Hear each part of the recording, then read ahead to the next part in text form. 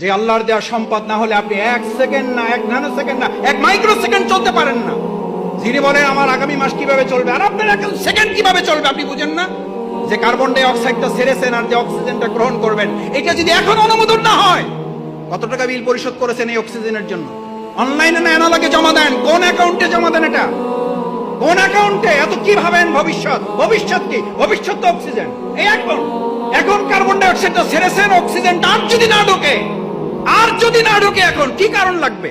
পৃথিবীর সমস্ত ডাক্তার একমত হয়ে গেছে, হার্ট অ্যাটাক করে কোন লোক মারা যায় না, মারা যাওয়ার কারণে হার্ট অ্যাটাক করেছে। স্ট্রোক করে মারা যায় না, মারা যাওয়ার জন্য স্ট্রোক। আল্লাহর কাছে জিব্রাইল আমিন না, আজরাইল জান কবজ করার ফেরেশতাকে বললেন, আল্লাহ এমন দায়িত্ব দিয়েছেন, লোকেরা তো আমার সেই পরিমাণ গালাগালি করে যে এই লোকটার জন্য আমরা মারা যাইতেছি। আল্লাহ তাআলা বলেন, তোমার কোনো অসুবিধা নেই, ব্যবস্থা করে দেবো। লোকেরা তোমার কথা মনেও রাখবে না, তোমার কথা স্মরণও করবে না, তোমার উচ্চারণও করবে না। ওরা বলবে গাড়ির অ্যাক্সিডেন্ট করে মারা গেছে, গাড়িরই গালাগালি করবে। ওরা হসপিটালকে গালাগালি করবে, ওরা ডাক্তারকে গালাগালি করবে, ওরা সংগঠনের মিছিলকে গালাগালি করবে। আল্লাহ আমাদের মাফ করুন।